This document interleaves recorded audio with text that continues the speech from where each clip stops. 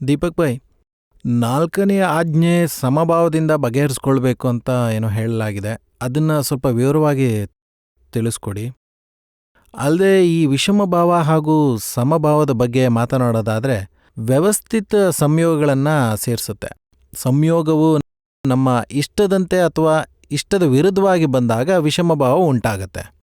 ಈ ವಿಷಮಭಾವವನ್ನು ನಾವು ನಮ್ಮ 5 ಆಜ್ಞೆಗಳ ಮೊದಲನೆಯ, 2ನೆಯ ಹಾಗೂ 3ನೆಯ ಆಜ್ಞೆಗಳಿಂದ ಅನಾಲಿಸಿಸ್ ಮಾಡಿ ವಿಷಮಭಾವದ ಜ್ಞಾತ ದೃಷ್ಟರಾಗಿದ್ದರೆ ಆಗ ಆಟೋಮೆಟಿಕಲಿ ಸಮಭಾವದಲ್ಲಿ ಇದ್ದಂತೆ, ಅಂದರೆ ವಿಷಮಭಾವನ ನಾವು ನೋಡಿ ತಿಳಿದಾಗ ಸಮಭಾವದಿಂದ ಬಗೆಹರಿತು ಅಂತ ಹೇಳ್ಬೋದೇ? ಇದು ಮೊದಲನೇ ಸ್ಟೆಪ್. ನಂತರ ನೋಡಬೇಕು, ವಿಷಮಭಾವ ಉಂಟಾಗಬೇಕಿದ್ರೆ ಮೊದಲೇ ಎಲ್ಲೋ ರಾಂಗ್ ಮಾನ್ಯತೆ ಇರುತ್ತೆ, ಅದು ಬುದ್ಧಿ ಪರಿಣಾಮ ಆಗಿದೆ. ಬುದ್ಧಿಜ್ಞಾನ ವಿಷಮಭಾವವನ್ನು ಮಾಡಿಸುತ್ತೆ ಹಾಗೂ ಪ್ರಜ್ಞಾಜ್ಞಾನವು ಸಂಭಾವದಲ್ಲಿರಿಸುತ್ತೆ. ವ್ಯವಹಾರದಲ್ಲಿ ಎಲ್ಲೆಡೆ ಬುದ್ಧಿ ನಡೀತಲೇ ಇರುತ್ತೆ, ಹಾಗಾಗಿ ವಿಷಮಭಾವದ ಪರಿಣಾಮ ಉಂಟಾಗ್ತಾನೇ ಇರುತ್ತೆ. ನಮಗೆ ಈ ಜ್ಞಾನದ ನಂತರ ಏನಾಗುತ್ತೆ, ಬುದ್ಧಿ ನಡೀತಿದ್ರು ನಾನು ಬೇರ್ಪಟ್ಟಿರುತ್ತೆ. ಅಹಂಕಾರ ಹಾಗೂ ಬುದ್ಧಿಯಿಂದ ನಾನು ಬೇರೆ ಆಗಿರೋದ್ರಿಂದ ಸಂಭಾವದಲ್ಲಿರಲು ಸಾಧ್ಯ ಆಗಿದೆ. ಅಲ್ಲದೆ ಇಲ್ಲಿಗೆ ಮುಗಿಯೋದಿಲ್ಲ. ಈಗ ನಾನು ಬೇರೆ ಆಗಿರ್ಬೋದು, ಆದರೆ ಅಹಂಕಾರ ಕರಗಬೇಕಾಗಿದೆ, ಜೊತೆಗೆ ಬುದ್ಧಿ ನಾಶ ಆಗಬೇಕು. ಆಗಷ್ಟೇ ರಿಲೇಟಿವ್ನಲ್ಲಿ ವಿಷಮಭಾವನೆ ಉತ್ಪನ್ನ ಆಗಲ್ಲ. ಅದಕ್ಕೆ ಹೇಳೋದು ಜ್ಞಾನದ ಫಲ ಸಮತೆ ಹಾಗೂ ಅಜ್ಞಾನದ ಫಲ ಅಸಮತೆ. ಈಗ ಅಜ್ಞಾನದ ಮೂಲ ಹೊರಟು ಹೋಗಿದೆ. ಅಜ್ಞಾನ ಅಂದರೆ ಏನು? ನಾನು ಯಾರು ಅನ್ನೋ ಅಜ್ಞಾನ ಹೊರಟು ಹೋಗಿದೆ. ನಂತರ ಮಾಡೋರು ಯಾರು ಅನ್ನೋ ಅಜ್ಞಾನ ಕೂಡ ಹೊರಟು ಹೋಗಿದೆ. ಆದರೂ ವ್ಯವಹಾರದ ವಿಚಾರದಲ್ಲಿ ಇನ್ನೂ ಅಜ್ಞಾನ ಅಂತ ಇಟ್ಕೊಂಡಿದ್ದೀವಿ ನಾವು. ಪ್ರತಿಯೊಂದು ವಿಚಾರದಲ್ಲೂ ಅಜ್ಞಾನ ಹೊರಟು ಹೋದರೆ ಆಗ ವಿಷಮಭಾವ ಹೊರಟು ಹೋಗುತ್ತೆ. ನಿಮಗೆ ಪ್ರತಿಯೊಂದು ವ್ಯಾವಹಾರಿಕ ವಿಚಾರದಲ್ಲೂ ವಿಷಮಭಾವ ಹೊರಟು ಹೋಗುತ್ತೆ. ಮತ್ತು ಇನ್ನೊಂದು ಮುಖ್ಯವಾದ ವಿಷಯ ಏನು ಅಂತಂದರೆ, ಈಗ ನೋಡಿ, ನಿಮ್ಮ ಮನೆ ಮುಂದೆ ಯಾರಾದರೂ ಬಂದು ಪ್ರತಿಯೊಂದು ವ್ಯಾವಹಾರಿಕ ವಿಚಾರದಲ್ಲೂ ಯಾರಾದರೂ ನಿಮ್ಮ ಮನೆ ಮುಂದೆ ಬಂದು ಕಸ ತಂದು ಹಾಕಿದಾಗ ವಿಷಮಭಾವ ಉಂಟಾದರೆ ಆಗ ಈ ವಿಚಾರದಲ್ಲಿ ಅಜ್ಞಾನ ಇಲ್ಲ ಅಂತ ಆಯಿತು, ಅಥವಾ ಕೆಟ್ಟ ದೃಷ್ಟಿಯಿಂದ ವಿಕಾರ ಭಾವನೆ ಉಂಟಾದರೆ ಆಗ ಆ ವಿಚಾರದ ಅಜ್ಞಾನವು ಹೋಗಿಲ್ಲ ಅಂತಾಯಿತು. ಆಗ ವಿಚಾರದ ಅಜ್ಞಾನ ಹೋಗಿಲ್ಲ ಅಂತಾಯಿತು. ವಿಷಮಭಾವನೆ ಏನಂದರೆ, ನೀವು ಹಣ ಕಳ್ಕೊಂಡಾಗ ಒಳಗೆ ತಳಮಳ ಶುರು ಆಗತ್ತೆ, ಆ ವಿಚಾರದಲ್ಲಿ ಅಜ್ಞಾನ ಹೋಗಿಲ್ಲ ಅಂತ. ಎಲ್ಲ ರೀತಿಯ ಅಜ್ಞಾನ ನಾಶ ಆದಾಗ ಯಾವುದೇ ವಿಚಾರದಲ್ಲೂ ವಿಷಮಭಾವ ಬರಲ್ಲ. ರಿಲೇಟಿವ್ ವಿಚಾರದಲ್ಲೂ ಕೂಡ ಮನೆಯಲ್ಲಿ ಎಣ್ಣೆ ಡಬ್ಬಿ ಬಿದ್ದು ಸಂಪೂರ್ಣ ಎಣ್ಣೆ ಎಲ್ಲ ಚೆಲ್ಲಿ ಹೋಗಿರೋದನ್ನು ನೋಡಿದಾಗ ವಿಚಾರ ಬರುತ್ತೆ, ಓ ಕಡಿಮೆ ಹಣಕ್ಕೆ ಸಿಕ್ಕಿತ್ತು, ಈಗ ಸಂಪೂರ್ಣವಾಗಿ ಚೆಲ್ಲಿ ಹೋಗಿ ನಷ್ಟ ಆಯಿತು. ಹೀಗೆ ವಿಷಮಭಾವ ಯಾಕೆ ಉಂಟಾಗುತ್ತೆ? ಹೀಗೆ ಎಲ್ಲ ರೀತಿಯ ಅಜ್ಞಾನ ನಾಶ ಆಗಬೇಕು. ಮನೆಯಲ್ಲಿ ಎಣ್ಣೆ ಡಬ್ಬ ಉರುಳಿ ಚೆಲ್ಲಿ ಹೋಗ್ತಿದ್ರೂ ವಿಷಮಭಾವ ಉಂಟಾಗಬಾರ್ದು. ಅದು ಬೇರೆಯವ್ರ ಮನೇಲಿ ಎಣ್ಣೆ ಚೆಲ್ಲಿ ಹೋಗ್ತಿದ್ರೆ ನಿಮಗೆ ವಿಷಮಭಾವ ಉಂಟಾಗುತ್ತಾ? ಆಗ ಅನ್ಸುತ್ತೆ ಅದು ಅವ್ರ ಮನೆಯದು, ನಮ್ಮ ಮನೇಲಿ ಎಲ್ಲ ಸುರಕ್ಷಿತವಾಗಿದೆ ಅಂತ. ಅಲ್ವಾ? ನಂದಲ್ಲ ಅದು, ಬೇರೆಯವ್ರದ್ದು ಅನ್ನುವಾಗ ಸಂಭಾವ ಇರುತ್ತೆ. ಇಲ್ಲಿ ನನ್ನ ಮನೇಲಿ ಅನ್ನುವಾಗ ವಿಷಮಭಾವ ಉಂಟಾಗುತ್ತೆ. ಎಣ್ಣೆ ಚೆಲ್ಲಿ ಹೋಗಿರೋದ್ರ ಬಗ್ಗೆ ವಿಷಮಭಾವನೆ ಉಂಟಾಗೋದಿಲ್ಲ, ಆದರೆ ನನಗೆ ನಷ್ಟ ಆಯಿತು ಅನ್ನುವಾಗ ವಿಷಮಭಾವನೆ ಉಂಟಾಗುತ್ತೆ. ಅದು ವ್ಯವಸ್ಥಿತ, ಬರೀ ಶಬ್ದ ಮಾತ್ರ ಅಲ್ಲ, ವಿವರವಾಗಿ ತಿಳ್ಕೊಬೇಕಾಗತ್ತೆ. ಎಷ್ಟೆಲ್ಲ ಬುದ್ಧಿಯ ಪರ್ಯಾಯಗಳು ಉಂಟಾಗುತ್ತವೆ ಅವುಗಳಿಗೆಲ್ಲ ವಿಸ್ತಾರವಾಗಿ ಜ್ಞಾನದಿಂದ ವಿವರಣೆ ನೀಡಬೇಕಾಗತ್ತೆ. ಎಷ್ಟೆಲ್ಲ ಪರ್ಯಾಯಗಳು ಸ್ವಚ್ಛವಾಗುತ್ತಾ ಹೋಗುತ್ತೋ ಅಷ್ಟು ಸಮಭಾವ ಇದ್ದಿದ್ದೆ. ಇದನ್ನು ಸಮತೆ ಅಂತ ಕರೀತಾರೆ. ಎಲ್ಲೆಲ್ಲಿ ಸ್ವಚ್ಛವಾಗಿಲ್ಲ ಅಲ್ಲೆಲ್ಲ ಕಳವಳ ಉಂಟಾಗ್ತಾನೇ ಇರುತ್ತೆ. ಇದನ್ನು ವಿಷಮಭಾವ ಅಂತೀವಿ. ಈ ರೀತಿಯಲ್ಲಿ ಅನಾಲಿಸಿಸ್ ಮಾಡಿ ಅಳವಡಿಸಿಕೊಳ್ಳೋದ್ರಿಂದ ಪರ್ಯಾಯಗಳು ದೂರವಾಗುತ್ತವೆ. ಎಲ್ಲ ಪರ್ಯಾಯಗಳು ದೂರವಾದರೆ ನಂತರ ಸಮತೆ ಬರುತ್ತದೆಯೇ? ಅದು ಕೇವಲ ಜ್ಞಾನದ ಸ್ಟೇಷನ್ ಅಲ್ವಾ? ಆಗ ಸಮತೆ ಬರುತ್ತೆ. ಸಂಭಾವ ಹಾಗೂ ಸಮತೆಯಲ್ಲಿ ಒಂದು ಮೆಟ್ಟಿಲಿನ ವ್ಯತ್ಯಾಸ ಇದೆ. ಸಂಭಾವ ತಿಳುವಳಿಕೆಯ ಪರಿಣಾಮ ಆಗಿದೆ ಹಾಗೂ ಸಮತೆ ಜ್ಞಾನದ ಪರಿಣಾಮ. ತಿಳುವಳಿಕೆಯಿಂದ ಸಂಭಾವ ಪ್ರಾರಂಭ ಆಗುತ್ತೆ ಹಾಗೂ ತಿಳುವಳಿಕೆಯು ಜ್ಞಾನದಲ್ಲಿ ಪರಿಣಮಿಸಿದಾಗ ಸಮತೆ ಉಂಟಾಗತ್ತೆ. ಸಮಭಾವವನ್ನು ಇಟ್ಕೊಳ್ಬೇಕು ಹಾಗೂ ಸಮತೆ ವರ್ತಿಸುತ್ತೆ. ಸಮತೆನ ಇಟ್ಕೊಳ್ಬೇಕಾಗಿಲ್ಲ, ಅದರಷ್ಟಕ್ಕೆ ವರ್ತಿಸುತ್ತೆ. ಸಂಭಾವದಲ್ಲಿ ಇರಲು ನಾವು ಪ್ರಯತ್ನಿಸಬೇಕು. ತುಂಬಿರೋ ಅಜ್ಞಾನವನ್ನು ಕಡಿಮೆ ಮಾಡೋದಕ್ಕೆ ಪಶ್ಚಾತ್ತಾಪ, ಪ್ರತಿಕ್ರಮಣ ಮಾಡಬೇಕು, ನಿರ್ದೋಷಿಗಳನ್ನು ನೋಡಬೇಕು, ಸಂಭಾವ ಬಗೆಹರಿಸ್ಕೋಬೇಕು. ಹಾಗಾಗಿ ಸಂಭಾವ ಇಟ್ಕೋಬೇಕು. ಜ್ಞಾನದ ತಿಳುವಳಿಕೆಯಿಂದ ಅಳವಡಿಸ್ತಾ ಹೋಗಬೇಕಾಗು. ಅಳವಡಿಸಲು ಬಂದ್ಬಿಟ್ರೆ ಸಮತೆ ಉತ್ಪನ್ನ ಆಗುತ್ತೆ. ನಂತರ ಅಂತ ಯಾವುದೇ ಪ್ರಸಂಗ ಬಂದರೂ ಕುಡಿದ ನೀರು ಅಲ್ಲಾಡಲ್ಲ, ಅಲ್ಲಿ ಸಮತೆ ಇರುತ್ತೆ.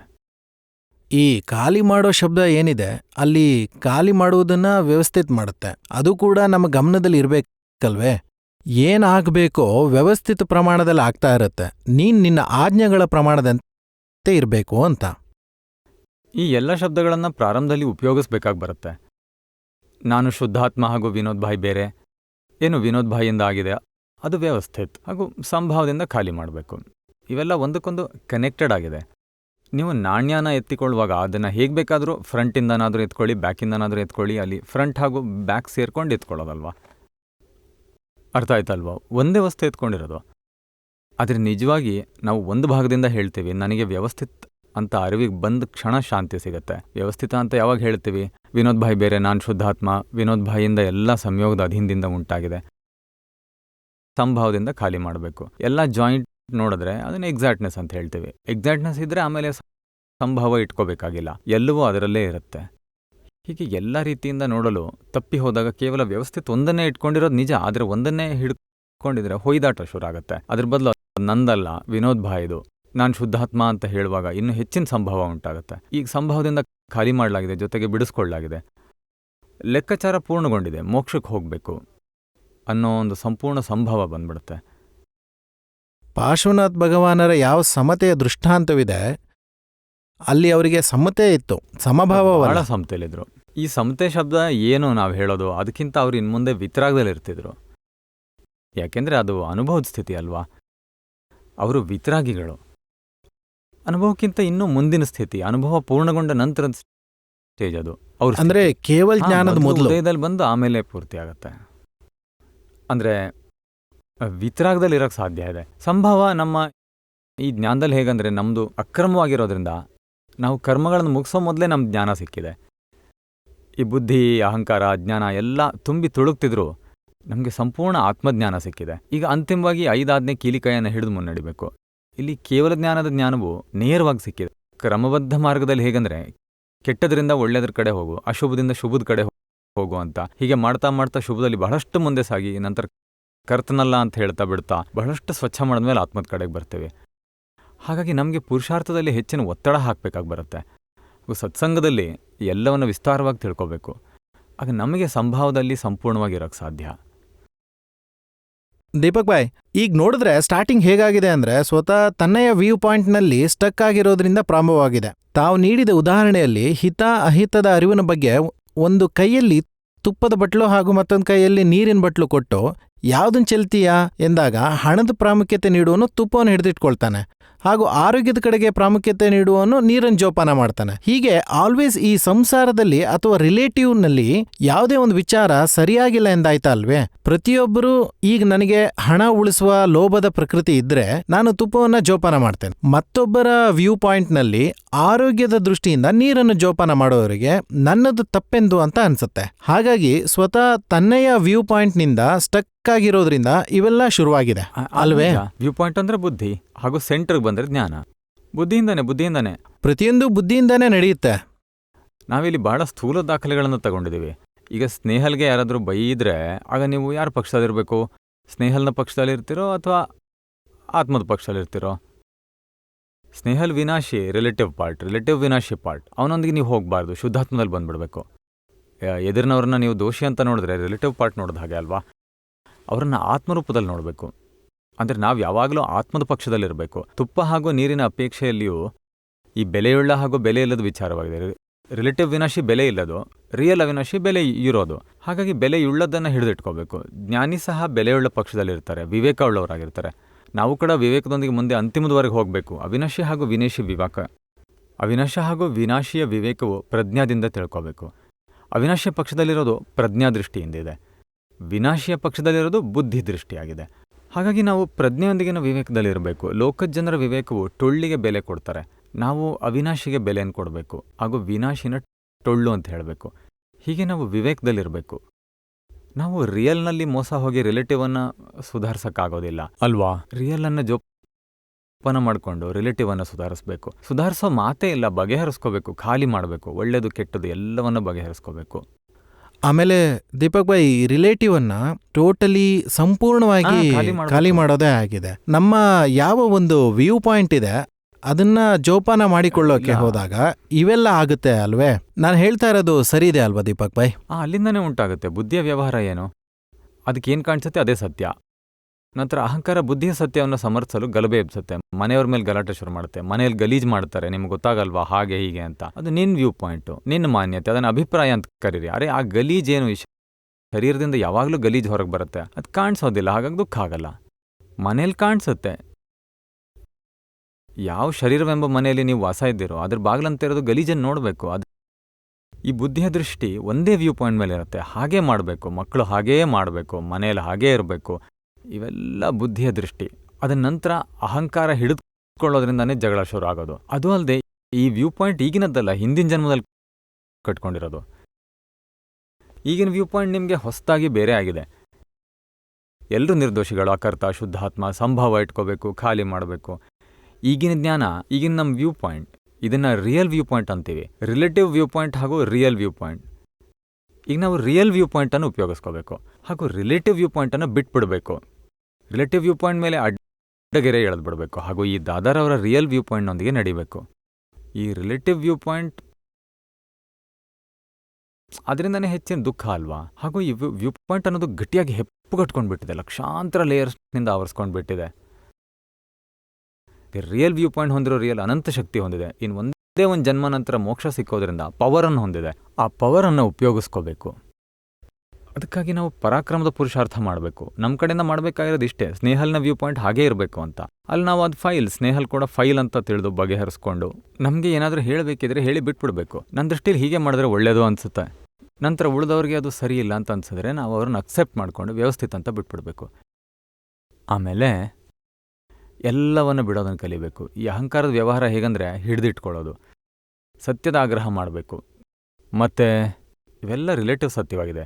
ಬೇರೆಯವ್ರಿಗೆ ವಿನಂತಿ ಮಾಡಿಕೊಂಡು ತಿಳ್ಸೋಕ್ಕೆ ಪ್ರಯತ್ನಿಸಿ. ಉದಾಹರಣೆಗೆ, ಮೊದಲಿಗೆ ನೀವು ಇವತ್ತು ಹುಣ್ಣಿಮೆ ಅಂತ ಹೇಳಿದಾಗ ಮತ್ತೊಬ್ಬರು ಇವತ್ತು ಹುಣ್ಣಿಮೆ ಅಲ್ಲ ಅಂದರೆ ವಿನಂತಿ ಮಾಡ್ಕೊಂಡು ಹೇಳಿ ಇವತ್ತು ಹುಣ್ಣಿಮೆ ಅಂತ.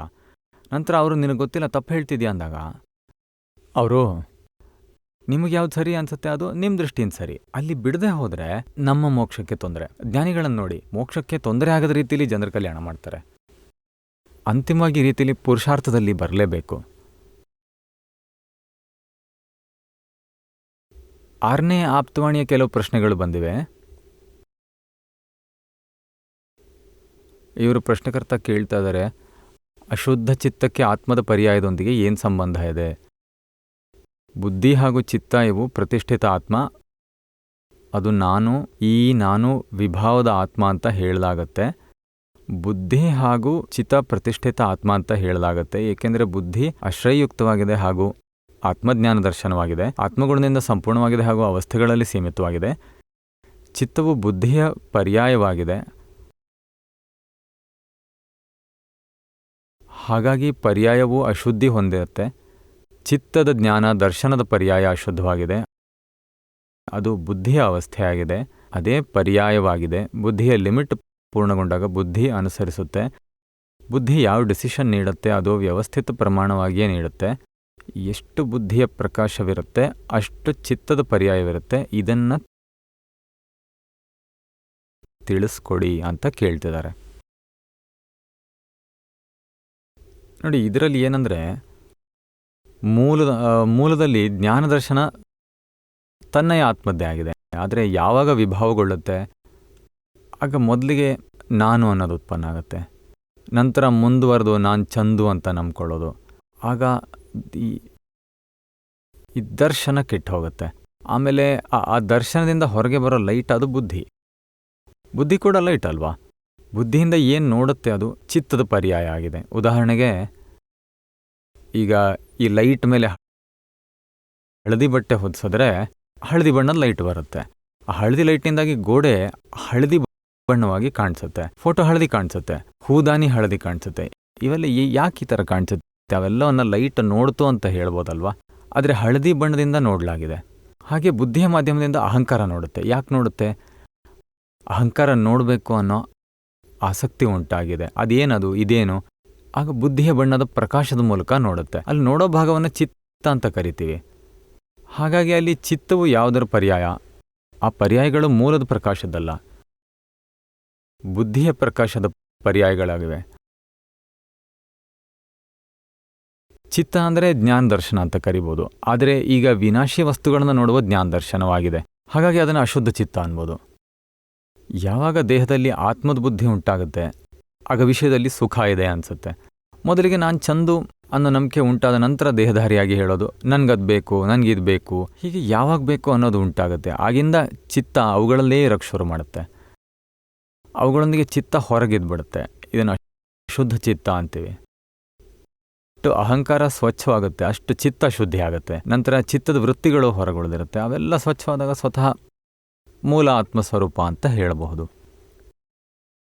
ಅಂದ್ರೆ ಹಿಂದಿರುಗಿ ಬರೋ ಪ್ರೋಸೆಸ್ನಲ್ಲಿ ಈ ರೀತಿ ಹೊಂದ್ಕೊಳ್ಳೋದಾಗಿದೆ ಅಲ್ವಾ? ಹಿಂದಿರುಗಿ ಬರೋ ಪ್ರೊಸೆಸ್ನಲ್ಲಿ ಈ ರೀತಿಯಲ್ಲೇ ಹೊಂದಿಸ್ಕೊಳ್ಳೋದು. ಮೊದಲು ಅಹಂಕಾರ ಕೆಡುತ್ತೆ, ಆಮೇಲೆ ಬುದ್ಧಿ ಉತ್ಪನ್ನ ಆಗುತ್ತೆ, ಆಮೇಲೆ ಚಿತ್ತ ಕೆಡುತ್ತೆ. ಅನಂತರ ಮತ್ತೆ ಅಹಂಕಾರ ಸುಧಾರಣೆಗೊಂಡಾಗ ಬುದ್ಧಿ ಸುಧಾರಣೆಗೊಳ್ಳುತ್ತಾ ಹೋಗುತ್ತೆ. ಬುದ್ಧಿ ಅಂದ್ರೇನು? ವಿಷಯದಲ್ಲಿ ಸುಖ ಇದೆ, ಮಾನದಲ್ಲಿ ಸುಖ ಇದೆ ಅಂತ ಬುದ್ಧಿ ನಿಶ್ಚಯ ಮಾಡುತ್ತೆ. ಮಾನದಲ್ಲಿ ಸುಖವಿದೆ ಅನ್ನೋದು ನಿಶ್ಚಯವಾದ ನಂತರ ಆ ಪ್ರಮಾಣದಲ್ಲಿ ಪರ್ಯಾಯ ಉಂಟಾಗೋಕ್ಕೆ ಶುರು ಆಗುತ್ತೆ. ಅವ್ರಿಗೆ ನನ್ನ ಬಗ್ಗೆ ಗೊತ್ತಿಲ್ಲ, ಇವ್ರಿಗೆ ನನ್ನ ಬಗ್ಗೆ ತಿಳಿದಿದೆ, ಹಾಗಾಗಿ ಗುರುತಿಸ್ತಾರೆ. ಹೀಗೆ ಮಾನ ಪಡೆಯಲು ಇಚ್ಛಿಸೋದಲ್ವಾ. ನಂತರ ಚಿತ್ತವು ಮಾನವನ್ನು ನೀಡೋರ ಕಡೆಗೇ ಇರುತ್ತೆ.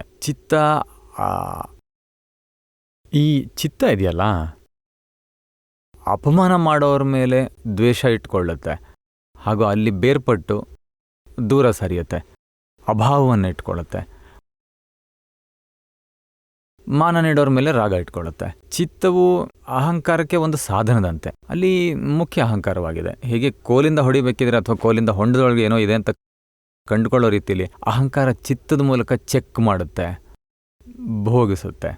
ಮಾವಿನಕಾಯಿ ಎಲ್ಲೋ ಇರುತ್ತೆ, ಅಲ್ಲಿ ಕುಳಿತುಕೊಂಡೇ ಎಷ್ಟು ಹುಳಿ ಒಗರು ಅಂತ ಬಾಯಲ್ಲಿ ನೀರು ಬರಲ್ವಾ, ಒಳಗೆ ಲಾಲಾರಸ ಹುಳಿ ಒಗರು ಉಂಟು ಮಾಡಿಬಿಡುತ್ತೆ. ಅಷ್ಟರ ಮಟ್ಟಿಗೆ ಚಿತ್ತ ಪರಿಣಾಮ ಬೀರುತ್ತೆ. ಅಲ್ಲಿ ಇಚ್ಛೆ ಯಾರಿಗೆ? ಅಹಂಕಾರಕ್ಕೆ. ಆದರೆ ಅಹಂಕಾರವು ನಂತರ ಬುದ್ಧಿ ಸಹಾಯವನ್ನು ತೆಗೆದುಕೊಳ್ಳುತ್ತೆ. ಅಲ್ಲಿ ಬುದ್ಧಿ ಅಭಿಪ್ರಾಯ ನೀಡುತ್ತೆ, ಮಾವಿನಕಾಯಿ ಬಹಳ ಚೆನ್ನಾಗಿದೆ ತಿನ್ನೋಣ ಅಂತ. ಹುಳಿ ತಿನ್ನಲು ಚೆನ್ನಾಗಿರುತ್ತೆ, ಮಜಾ ಇರುತ್ತೆ ಅಂತ ಬುದ್ಧಿ ಅಭಿಪ್ರಾಯ ನೀಡಿದ ಮೇಲೆ ಚಿತ್ತವು ಮಾವಿನಕಾಯಲ್ಲೇ ಇದ್ಬಿಡುತ್ತೆ. ಇವೆಲ್ಲ ಬುದ್ಧಿಯ ಪರ್ಯಾಯ. ಈ 6ನೇ ಆಪ್ತವಾಣಿಯಲ್ಲಿ ಬಹಳಷ್ಟು ಹೊಸ ಹೊಸ ತಿಳಿಯೋಕ್ಕೆ ಸಿಗುತ್ತೆ. ದಾದಾ ಹೇಳಿರೋದೆಲ್ಲ ಆಪ್ತವಾಣಿಗಳಲ್ಲಿ ಒಟ್ಟುಗೂಡಿಸಿ ಇಟ್ಟಿದ್ದಾರೆ. ಇದರಲ್ಲಿ ಹೇಳ್ತಾರೆ ಚಿತ್ತವು ಬುದ್ಧಿಯ ಪರ್ಯಾಯವಾಗಿದೆ. ಮತ್ತೆ ಹೇಳ್ತಾರೆ ಬುದ್ಧಿ ಆಶ್ರಯಯುಕ್ತವಾಗಿದೆ. ಹಾಗೂ ಬುದ್ಧಿಯ ಲಿಮಿಟ್ ಪೂರ್ಣಗೊಂಡ್ರೆ ಅದು ಬುದ್ಧಿಯನ್ನು ಅನುಸರಿಸುತ್ತದೆ. ಅದು ಲಿಮಿಟೆಡ್ ಆಗಿದೆ. ಅಂದ್ರೆ ಹೀಗೆ ಹೇಳ್ಬೋದಾ? ಮೊದಲಿನ ಬುದ್ಧಿ ಆಶ್ರಯದಿಂದ ನಿಶ್ಚಯಿಸಲಾಗತ್ತೆ. ಆ ಪ್ರಮಾಣದಲ್ಲಿ ಚಿತ್ತವು ಆ ಕಡೆಗೇ ಹೋಗಲಾಗುತ್ತದೆ. ನಂತರ ಯಾವಾಗ ಈ ಜ್ಞಾನದಿಂದ ಅರಿವಿಗೆ ಬರುತ್ತೆ ಇದೆಲ್ಲ ರಾಂಗ್ ಆಗಿತ್ತು ಅಂತ, ಆಗ ಚಿತ್ತವು ಶುದ್ಧಿ ಹೊಂದುತ್ತಾ ಹೋಗುತ್ತೆ. ಮೊದಲಿನ ವಿಚಾರ ಫಲರೂಪದಲ್ಲಿ ಹೊರಗೆ ಬರುತ್ತೆ. ಆ ಫಲನ ಈಗ ನೀವು ನೋಡಿ ಹೇಳ್ಬೋದು, ಅಯ್ಯೋ ಮಾವಿನಕಾಯಿ ನೋಡೋ ಅಗತ್ಯ ಆದ್ರೂ ಏನು, ಚಿತ್ತವು ಆತ್ಮದಲ್ಲಿರೋದನ್ನು ಬಿಟ್ಟು ಮಾವಿನಕಾಯಿ ನೋಡಿ ಸುಖ ತಗೊಳ್ಳೋದು ಅಂತ ನಿಮಗೆ ಹೊಸ ಅಭಿಪ್ರಾಯ ಉಂಟಾಗುತ್ತೆ. ಈಗಿನ ಜ್ಞಾನ, ಈಗಿನ ತಿಳುವಳಿಕೆ ಆಧಾರದಿಂದ ಈಗ ಮಾವಿನಕಾಯಿ ನೋಡೋದು ಬೇಡ ಅಂದಾಗ ಆ ಕಡೆಗೆ ಹೋಗ್ತಿದ್ದ ಚಿತ್ತದ ಒಂದು ಭಾಗವನ್ನು ನೀವು ನೋಡಿದಾಗ ಆ ಒಂದು ಭಾಗ ಈಗ ಸ್ವಚ್ಛವಾಗುತ್ತೆ, ಒಂದು ಪರ್ಯಾಯ ಸ್ವಚ್ಛವಾಗುತ್ತೆ. ಪರ್ಯಾಯವನ್ನೆಲ್ಲ ಸ್ವಚ್ಛ ಮಾಡಿ ಇಟ್ಕೋಬೇಕು ನಾವು. ಮತ್ತು ಮಾರನೇ ದಿವಸ ಮಾವಿನಕಾಯಿ ಮರ ನೋಡಿದ ತಕ್ಷಣ ಮಾವಿನಕಾಯಿ ಕಾಣಿಸೋಕ್ಕೆ ಶುರು ಆಗುತ್ತೆ, ಹಂಬಲ ಹೆಚ್ಚಾಗುತ್ತೆ. ಈ ಹಂಬಲಿನಿಂದ ನಂತರ ಮತ್ತೊಂದು ಪರ್ಯಾಯ ಉಂಟಾಗುತ್ತೆ. ಆಗ ಅದರಲ್ಲಿ ಏನು ಸುಖ ತೆಗೆದುಕೊಳ್ಳಲು ಹೋಗೋದು ಹಲ್ಲು ಹಾಳಾಗುತ್ತೆ, ಆಮೇಲೆ ನೋವು ಉಂಟು ಮಾಡುತ್ತೆ. ಹಾಗಾಗಿ ಬಿಟ್ಬಿಡು, ನಮಗೆ ಬೇಕಿಲ್ಲ. ಇವೆಲ್ಲ ರಿಲೇಟಿವ್ ಸುಖ. ಇದರಿಂದ ಏನು ಮಾಡೋದು? ಮತ್ತೆ ಭಾಗಾಕಾರ ಮಾಡಬೇಕು. ಹಳೆಯ ಮೊದಲಿನ ಅಭಿಪ್ರಾಯ ಏನಿತ್ತೋ ಮಜಾ ಇರುತ್ತೆ, ತಿನ್ನಕ್ಕೆ ಚೆನ್ನಾಗಿರುತ್ತೆ, ಬೇಸಿಗೆಯಲ್ಲಿ ತಿನ್ಬೇಕಲ್ವ, ಮಾವಿನಕಾಯಿಗೆ ಉಪ್ಪು ಖಾರ ಹಾಕಿ ತಿಂದರೆ ಎಷ್ಟು ಚೆನ್ನಾಗಿರುತ್ತೆ, ಬೇಸಿಗೆ ಉರಿ ದೇಹದಿಂದ ಹೊರಟು ಹೋಗುತ್ತೆ, ಹಾಗೂ ತಂಪು ನೀಡುತ್ತೆ. ಹೀಗೆ ಬಗೆ ಬಗೆ ಅಜ್ಞಾನವನ್ನು ತುಂಬಿಕೊಳ್ಳಾಗಿತ್ತು. ಅಜ್ಞಾನದಿಂದ ಎಷ್ಟೆಲ್ಲ ತೊಂದರೆ ಅಲ್ವಾ. ಈಗ ಹೊಸ ಅಭಿಪ್ರಾಯದಂತೆ ನನಗಿದ್ಯಾವುದು ಬೇಕಾಗಿಲ್ಲ, ಈ ಥರ ಅಡ್ಡಗೆರೆ ಹಾಕುತ್ತಾ ಹೋದಂತೆ ಪರ್ಯಾಯ ಸ್ವಚ್ಛವಾಗುತ್ತೆ. ಆಮೇಲೆ 2 ರೀತಿಯಿಂದ ಸ್ವಚ್ಛ ಆಗುತ್ತೆ. ಒಮ್ಮೆಗೆ ಸಂಪೂರ್ಣ ಸ್ವಚ್ಛ ಆಗೋದಿಲ್ಲ. ಅಲ್ಲಿ ನನಗೆ ಬೇಕಿಲ್ಲ ಅಂತ ಹೇಳುವಾಗ ಅದು ಸ್ಟೆಪ್ಪಿಂಗ್ ಆಗಿದೆ, ನೆಗೆಟಿವಿಂದ ಪಾಸಿಟಿವ್ ಕಡೆ ಬರೋದು. ನಂತರ 2ನೇದಾಗಿ ಯಾರಿಗುಂಟಾಗ್ತಿದೆ ಅದು ನನಗಲ್ಲ, ಅದು ಜ್ಞೇಯ, ನಾನು ಜ್ಞಾತ ಅನ್ನುವಾಗ ಎಕ್ಸಾಕ್ಟ್ ಸ್ವಚ್ಛ ಆಗುತ್ತೆ. ಅಂದ್ರೆ ಜಾಗೃತ ಆತ್ಮ ಹಾಗೂ ಸೂಕ್ಷ್ಮತರ್ ಇವೆರಡರ ನಡುವಿನ ಪ್ರೋಸೆಸ್ ಎಂದಾಯ್ತಲ್ವಾ? ಅಲ್ಲ, ಈ ಜಾಗೃತ ಆತ್ಮ ಇದೆಯಲ್ಲ ಅದು ಸಂಪೂರ್ಣ ಸ್ವಚ್ಛವಾಗುತ್ತೆ. ಆಮೇಲೆ ಪ್ರಜ್ಞಾ ಉತ್ಪನ್ನ ಆಗುತ್ತೆ. ಪ್ರಜ್ಞಾ ಸೂಕ್ಷ್ಮತರ್ನಲ್ಲಿ ಎಚ್ಚರಿಸುತ್ತೆ. ಸೂಕ್ಷ್ಮತರ್ನಿಂದ ಸರಕು ಹೊರಬರುವಾಗ ಸೂಕ್ಷ್ಮತರ್ ಆತ್ಮ ಅಂದರೆ ಪ್ರತಿಷ್ಠಿತ ಆತ್ಮ. ಪ್ರತಿಷ್ಠಿತ ಆತ್ಮದ ಮೂಲವನ್ನು ಸೂಕ್ಷ್ಮತರ್ ಅಂತ ಹೇಳ್ಬೋದು. ಈ ಚಾರ್ಜ್ ಮಾಡ್ಕೊಳ್ಳೋ ಪ್ರತಿಷ್ಠಿತ ನಿಂತು ಹೋಗಿದೆ. ಈಗ ಡಿಸ್ಚಾರ್ಜ್ ಪ್ರತಿಷ್ಠಿತ ಯಾವುದಿದೆ ಅದರಿಂದ ಅಹಂಕಾರ, ಬುದ್ಧಿ, ಚಿತ್ತ, ಮನಸ್ಸು, ವರ್ತನೆ ಇವೆಲ್ಲ ಫಸ್ಟ್ ಸೂಕ್ಷ್ಮತರ್. ಸೂಕ್ಷ್ಮ ಆಮೇಲೆ ಸ್ಥೂಲ, ಎಲ್ಲವೂ ಸೂಕ್ಷ್ಮತರ್ನಿಂದ ಹೊರಬರುತ್ತಿರೋ ಸರಕುಗಳು. ಸೂಕ್ಷ್ಮತರ್ನಲ್ಲಿ ಪ್ರಜ್ಞೆ ಎಚ್ಚರಿಸುತ್ತೆ. ಅಲ್ಲಿ ಯಾಕೆ ಸುಮ್ಮನೆ ಹೋಗ್ತೀಯ ಅಂತ. ಸೂಕ್ಷ್ಮತರನಿಂದಾಗಿ ಯಾವುದು ಪ್ರಕೃತಿಲಿ ಒಂದಾಗ್ಬಿಡ್ತಿತ್ತು. ದೇಹ ತಿಂದಾಗ ಒಳಗೆ ಮಜಾ ಬಂತು, ಭಾಳ ಚೆನ್ನಾಗಿತ್ತು. ಆ ಪ್ರಜ್ಞೆ ಎಚ್ಚರಿಸುತ್ತೆ, ಯಾಕೆ ಸುಮ್ಮನೆ ಅದರಿಂದ ಮಜಾ ತಗೊಳಕ್ಕೆ ಹೋಗ್ತೀಯಾ, ಆತ್ಮನಿಂದ ತಗೋ ಅಂತ. ಹೀಗೆ ಹೇಳುವಾಗ ಏನಾಗುತ್ತೆ, ಆ ಪರಮಾಣುಗಳು ಅಲ್ಲೇ ಖಾಲಿ ಆಗುತ್ತೆ. ಹಾಗೂ ಯಾವ ವೃತ್ತಿಗಳು ಮಾನ್ಯತೆಗಳಿತ್ತು ಎಲ್ಲ ಭಾಗ ಚೊಕ್ಕಾಗುತ್ತಾ ಹೋಗುತ್ತೆ. ಅಂದರೆ ಆತ್ಮ, ಜ್ಞಾನ, ದರ್ಶನ ಎಲ್ಲ ಚದುರು ಹೋಗಿದ್ವು. ಈಗ ಅವೆಲ್ಲ ಆತ್ಮದ ಕಡೆಗೆ ತಿರುಗಿ ಬರುತ್ತೆ. ಸೂಕ್ಷ್ಮತರ ಕರಗ್ತಾ ಹೋಗುತ್ತೆ. ದಾದಾರವರ ವಿಜ್ಞಾನದಿಂದ ದರ್ಶನ ಚೊಕ್ಕವಾಗಿದೆ, ಆದರೆ ಜ್ಞಾನ ಚೊಕ್ಕ ಆಗಿಲ್ಲ, ಅದು ನಿಧಾನವಾಗಿ ಚೊಕ್ಕವಾಗ್ತಾ ಹೋಗುತ್ತೆ. ಈ ಮಾವಿನಕಾಯಲ್ಲಿ ಯಾವ ರೀತಿಯಿಂದೆಲ್ಲ ಸುಖ ಇದೆ ಅಂತ ನಂಬ್ಕೊಂಡಿದ್ರಿಂದ ಪ್ರತಿಷ್ಠಿತ ಆತ್ಮ ಉತ್ಪನ್ನ ಆಗಿತ್ತು. ಈಗ ಯಾವ ರೀತಿಯಿಂದ ಸುಖ ಇಲ್ಲ ಅಂತ ಹೇಳುವಾಗಲೇ ಮೊದಲಿನ ನಂಬಿಕೆ ಕರಗಿ ಹೋಗುತ್ತೆ. ಹಾಗೂ ಸುಖ ಇಲ್ಲ ಅನ್ನೋ ಅನುಭವ ನಮ್ಮ ಸ್ಟಾಕ್ನಿಂದ ಉಳಿಯುತ್ತೆ. ಅಲ್ಲದೆ ನಾವು ಆತ್ಮಾನುಭವಯುಕ್ತ ಹೊಂದುತ್ತಾ ಹೋಗಬೇಕು. ನಂತರ ಎಂಥ ಮಾವಿನಕಾಯಿಗಳು ಎದುರಿಗೆ ಬಂದು ಬಿದ್ದರೂ ಅದರಿಂದ ಸುಖ ಅಂತ ಅನಿಸೋದೇ ಇಲ್ಲ. ಬರೀ ಫೈಲ್ ಅಂತ ಬಗೆಹರಿಸ್ಕೊಂಡ್ಬಿಡ್ತೇವೆ. ಮೊದಲಿಗೆ ಅದರಲ್ಲಿ ಸುಖ ಉಂಟು ಅಂತ ಅನಿಸೋದು ನಿಂತು ಹೋಗುತ್ತೆ. ನಂತರ ಉಳಿದಿರೋ ದೇಹದ ಪರಮಾಣು ಮುಗಿದ ಮೇಲೆ ಖಾಲಿ ಆಗಿಬಿಡುತ್ತೆ. ಆಮೇಲೆ ಅಂತಹ ಸಂಯೋಗಗಳೇ ಒದಗಿ ಬರೋದಿಲ್ಲ, ಅಥವಾ ಬಂದರೂ ಸಹ ಹೊರಟು ಹೋಗುತ್ತೆ. ಇದು ತಿನ್ಬೇಕನ್ನೋ ವೃತ್ತಿ ಉಂಟಾಗೋದಿಲ್ಲ, ಹಾಗೂ ತಿನ್ಬೇಕನ್ನೋ ಪರಮಾಣು ಕೂಡ ಅಲ್ಲಿರೋದಿಲ್ಲ. ನಂತರ ಎಫೆಕ್ಟ್ ಉಂಟಾಗೋದೇ ಇಲ್ಲ. ನಂತರ ಏನೂ ಇಲ್ಲ. ಅದು ಎಲ್ಲಿವರೆಗೆ ಮೊದಲಿಗೆ ತನಗೆ ಇಚ್ಛೆ ಉಂಟಾಗುತ್ತೋ ನಂತರ ಪರಿಣಾಮ ಉಂಟಾಗುತ್ತೆ, ಹಾಗೂ ಮೂರನೇದು ಸಂಯೋಗ ಉಂಟಾಗುತ್ತೆ. ಮೊದಲೇ ಒಳಗಿನದು ನಿಂತು ಹೋಗುತ್ತೆ. ಈಗ ನನಗೇನು ಬೇಕಿಲ್ಲ ಅಂದಮೇಲೆ ಪರಿಣಾಮ ನಿಂತು ಹೋಗುತ್ತೆ, ನಂತರ ಸಂಯೋಗ ಕೂಡ ನಿಂತು ಹೋಗುತ್ತೆ. ದೀಪಕ್ ಭಾಯ್, ಈ ಜ್ಞಾನಿಯ ದಿನಚರ್ಯದಲ್ಲಿ ಈ ಸತ್ಸಂಗ, ಮಾತುಕತೆ ಏನೆಲ್ಲ ಇದೆ ಅವುಗಳ ನಿರೀಕ್ಷಣೆ ಮಾಡೋದೇ ಆಗಿರುತ್ತೆ. ಈ ನಿರೀಕ್ಷಣೆಯಲ್ಲಿ ಎಲ್ಲರೂ ಮಾಡ್ತಾರೆ, ಆದರೆ ಅವುಗಳಿಂದ ಧಾರಣೆ ಮಾಡಿಕೊಳ್ಳುವ ಯಾವ ಶಕ್ತಿ ಇದೆ ಅದರಲ್ಲಿ ಪ್ರತಿಯೊಬ್ಬರ ಧಾರಣ ಶಕ್ತಿಯು ಬೇರೆ ಬೇರೆ ಆಗಿರುತ್ತೆ. ಹೀಗಿರುವಾಗ ಅವುಗಳ ಹಿಂದಿರುವ ಜ್ಞಾನಿಯ ಉದ್ದೇಶವನ್ನು ಅರ್ಥ ಮಾಡಿಕೊಳ್ಳೋಕೆ ಅದಕ್ಕಾಗಿ ಯಾವ ಪುರುಷಾರ್ಥವನ್ನು ಮಾಡಬೇಕು, ಇನ್ನೂ ಹೆಚ್ಚಿನ ರೀತಿಯಲ್ಲಿ ತಿಳಿದುಕೊಳ್ಳೋದು ಹೇಗೆ ಸಾಧ್ಯ ಆಗುತ್ತೆ? ನೀ ಎರಡು ವಸ್ತು ನಿಶ್ಚಯ ಮಾಡಬೇಕು. ಜ್ಞಾನಿ ಜನರ ಕಲ್ಯಾಣಕ್ಕಾಗಿಯೇ ಇರೋದು. ಅವ್ರಿಗೂ ಪ್ರಕೃತಿ ಇರುತ್ತಲ್ವ, ಆದರೆ ಅವ್ರ ಭಾವನೆ ಏನು 100% ಕಲ್ಯಾಣದ ಭಾವನೆ. ಮತ್ತೊಂದು, ನಾವು ಅವರಲ್ಲಿ ದೋಷವನ್ನು ನೋಡೋಕ್ಕೆ ಹೋಗಬಾರ್ದು, ಒಂದೇ ಒಂದು ನೆಗೆಟಿವ್ ಕೂಡ ನೋಡಬಾರ್ದು. ಅವರು ಯಾರನ್ನಾದರೂ ಬೈತಿದ್ರಾಗ ನಾವು ತಿಳ್ಕೊಬೇಕು ಅವರು ಒಳತಿಗಾಗಿ ಹೇಳ್ತಿದ್ದಾರೆ ಅಂತ. ಒಳತಿಗಾಗಿ ಲೋವರ್ ಸ್ಟೇಜ್ ಅಲ್ವಾ, ಆದರೆ ನಿಜವಾಗಿ ಅತ್ಯಂತಿಕ ಕಲ್ಯಾಣದ ಸಲುವಾಗಿ ಅವ್ರು ಹೇಳ್ತಿರ್ತಾರೆ. ಇದನ್ನು ನಾವು ನಿಶ್ಚಯ ಮಾಡ್ಕೊಂಡ್ಬಿಡ್ಬೇಕು. ರಿಜಿಸ್ಟರ್ಡ್ ಬೇರೇನನ್ನೂ ನೋಡೋದಿಲ್ಲ ಅಂತ. ಶ್ರೀಮದ್ ರಾಜಚಂದ್ರ ಹೇಳ್ತಾರೆ, ಸನ್ನಿಪಾತವಾಗಿದ್ದರೂ ಜ್ಞಾನಿ ಜ್ಞಾನದಲ್ಲೇ ಇರ್ತಾರೆ ಅಂತ. ಪ್ರಕೃತಿಗೆ ಸನ್ನಿಪಾತ ಆಗಿದೆ, ಸ್ವತಃ ಅವರು ಜ್ಞಾನದಲ್ಲೇ ಇರ್ತಾರೆ. ದೇಹದಲ್ಲಿ ಅವ್ರು ಇರೋದೇ ಇಲ್ಲ. ದೇಹದಲ್ಲಿ ವಾಂತಿಭೇದಿ ಉಂಟಾಗಿದ್ರೆ ಜ್ಞಾನಿಗೆ ವಾಂತಿಭೇದಿ ಉಂಟಾಗಿದೆ ಅಂತ ಹೇಳ್ತೀವಿ. ದೇಹಕ್ಕೆ ಆಗುತ್ತೆ, ಅದರಲ್ಲಿ ಅವರು ಏಕಕಾರವಾಗಿರೋದಿಲ್ಲ. ದೇಹಕ್ಕೆ ವಾಂತಿಭೇದಿ ಆಗಿದೆ, ಹಾಗೆ ಮನಸ್ಸಿಗೂ ವಾಂತಿಭೇದಿ ಆಗುತ್ತೆ, ವಾಣಿಲೂ ಆಗುತ್ತೆ. ಆದರೆ ಅವರಿರಲ್ಲ ಅಲ್ಲಿ. ಯಾರು ಸ್ವತಃ ಯಾವುದ್ರಲ್ಲಿ ವಿಹರಿಸ್ತಾರೋ ಅದು ಅವ್ರ ಜ್ಞಾನಿ ಸ್ಥಾನವಾಗಿದೆ, ಹಾಗೂ ನಮ್ಮ ದೃಷ್ಟಿಯಲ್ಲಿ ಶಾಶ್ವತವಾಗಿದ್ಬಿಡ್ಬೇಕು. ಅವರು ಸ್ವತಃ ಜ್ಞಾನದಲ್ಲೇ ಇರ್ತಾರೆ ಅಂತ. ಜ್ಞಾನದ ಸ್ಥಿತಿಯಲ್ಲಿ ಇರುವವರ ಯಾವುದೇ ನೆಗೆಟಿವ್ ನಾವು ನೋಡಬಾರ್ದು.